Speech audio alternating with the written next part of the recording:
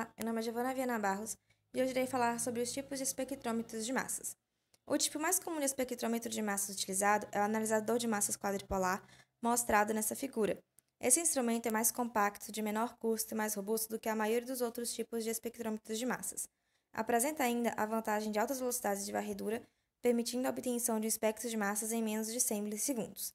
O coração de um instrumento quadripolar são as 4 barras cilíndricas, originalmente hiperbólicas, e paralelas que atuam como eletrodos. As barras opostas são conectadas eletricamente, sendo um par ligado ao lado positivo de uma fonte variável DC e outro par ligado ao terminal negativo.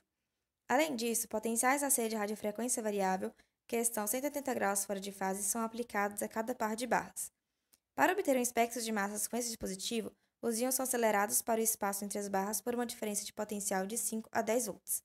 Enquanto isso, as voltagens AC e DC nas barras aumentam simultaneamente, mantendo sua razão constante. Em um dado momento, todos os íons, exceto aqueles que possuem um valor determinado de m sobre z, atingem as barras e são convertidos em moléculas neutras. Assim, apenas os íons que têm valores de m sobre z em um instante determinado alcançam o transdutor. Tipicamente, os instrumentos quadripolares resolvem facilmente os íons que diferem por uma unidade de massa.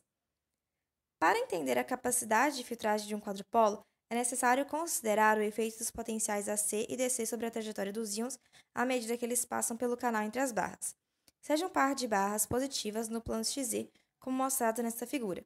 Na ausência de potencial DC, os íons no canal tenderão a convergir para o centro do canal durante a metade positiva do ciclo AC e tenderão a convergir durante a metade negativa. Divergir durante a metade negativa. Este comportamento é ilustrado nos pontos A e B da figura. Se durante a metade do ciclo negativo o íon atinge a barra, a carga positiva será neutralizada e a molécula resultante será carregada para fora. A velocidade do íon ao longo do eixo Z, sua razão essa carga e a frequência e a magnitude do sinal AC irão definir se o íon positivo irá atingir a barra. Consideremos agora o efeito de um potencial DC positivo que é superposto ao sinal CA. Da física newtoniana, sabe-se que o momento de íons de igual energia cinética é diretamente proporcional à raiz quadrada de suas massas. Assim, é mais fácil desviar um íon mais pesado do que um mais leve. Se o íon no canal é pesado ou se a frequência do potencial AC é grande, o íon não responderá significativamente à voltagem alternada e será grandemente influenciado pela voltagem DC. Sob essas circunstâncias, o íon tenderá a permanecer no espaço entre as barras. Por outro lado, se o íon é leve ou se a frequência é baixa, o íon pode colidir com a barra e ser eliminado durante a passagem do potencial AC negativo. Assim como mostrado na figura A, o par de barras positivas forma um filtro de massa passa alta para íons positivos que se deslocam no plano XZ. Vamos agora para o par de barras que são mantidas a um potencial DC negativo. Na ausência de um campo AC, todos os íons positivos tenderão a ser puxados para a barra, onde serão aniquilados. Para os íons mais leves, entretanto, esse movimento pode ser neutralizado pela passagem de potencial AC. Assim como mostrado na figura B, as barras no plano YZ operam como um filtro passa-baixa. Para que o íon atravesse um quadrupolo em direção ao detector, deve existir uma trajetória estável em ambos os planos XZ e YZ. Assim, o íon precisa ser suficientemente pesado para não ser removido pelo filtro de massa passa-alta no plano XZ e deve ser suficientemente leve para não ser removido pelo filtro de massa passa-baixa no plano YZ. Assim como mostrado na figura C, o quadrupolo inteiro transmite uma banda de íons que tem um intervalo limitado de valores m sobre z. O centro dessa banda pode ser modificado pelos ajustes dos potenciais AC e DC. As equações diferenciais necessárias para descrever o comportamento dos íons de diferentes massas em um quadrupolo são complexas e difíceis de tratar analiticamente. Essas equações revelam, entretanto, que as oscilações de partículas carregadas em um quadrupolo enquadram-se em duas categorias: aquelas com amplitude de oscilação infinitas e aquelas em que as oscilações crescem exponencialmente e tendem ao infinito. As variáveis dessas equações são a razão massa-carga, o potencial DC, a frequência e a magnitude do potencial AC e a distância entre as barras. A resolução de um quadrupolo é determinada pela razão entre o potencial AC e o potencial DC e torna-se mínimo quando essa razão é ligeiramente menor do que 6. Assim, espectrômetros quadripolares são operados a uma razão de potencial constante neste valor. Para varrer um espectro de massas com um instrumento quadripolar, a voltagem ACV e a voltagem DCU aumentam simultaneamente de 0 até um valor máximo, enquanto a razão é mantida ligeiramente abaixo de 6. As variações no potencial durante uma varredura típica são mostradas nessa figura. As duas linhas retas divergentes mostram a variação em dois potenciais DC em função do tempo. O tempo para uma única varredura é de poucos milissegundos. Enquanto os potenciais DC variam de 0 até cerca de mais ou menos 250 volts, o potencial AC aumenta linearmente de 0 até aproximadamente 1500 volts. Observe que os dois potenciais AC estão 180 graus fora de fase. Os espectros de massa quadripolares, com faixas que se estendem entre 3.000 a 4.000 m sobre Z, são oferecidos por diversos fabricantes. Esses instrumentos resolvem facilmente os íons que diferem por unidade de massa. Geralmente, instrumentos quadripolares são equipados com abertura circular em vez de uma fenda, para introduzir a amostra na região de dispersão.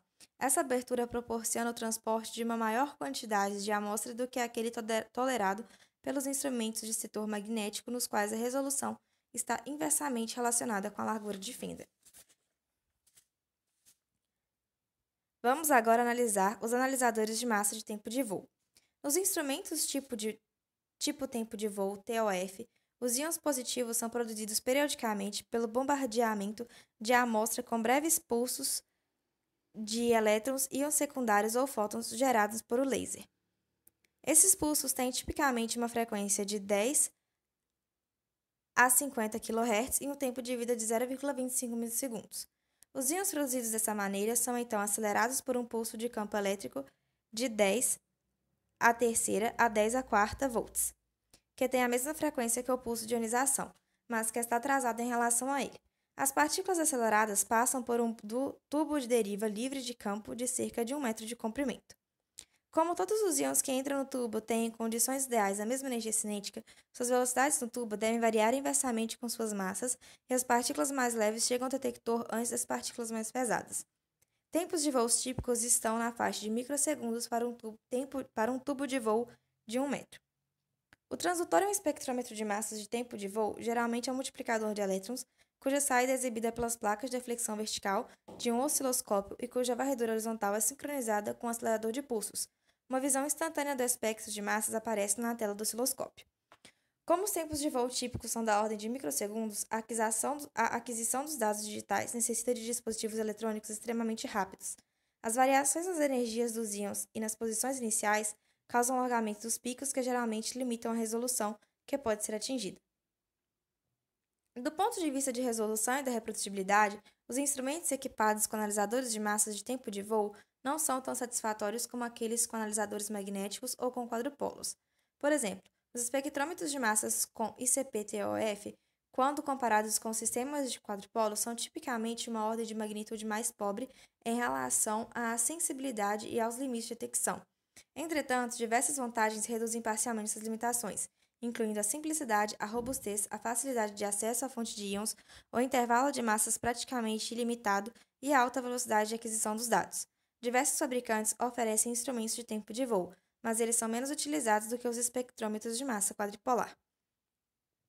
Vamos agora para os analisadores de dupla focalização. Como mostrado nessa figura, um espectrômetro de massas de dupla focalização contém dois dispositivos para focalizar um feixe de íons, um analisador eletrostático e um analisador de setor magnético.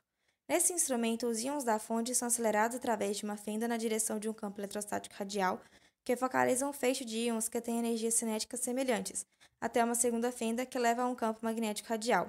Nesse campo, os íons mais leves são defletidos ao máximo e os íons mais pesados são defletidos ao mínimo. Os íons dispersos caem, então, em uma placa fotográfica e são registrados.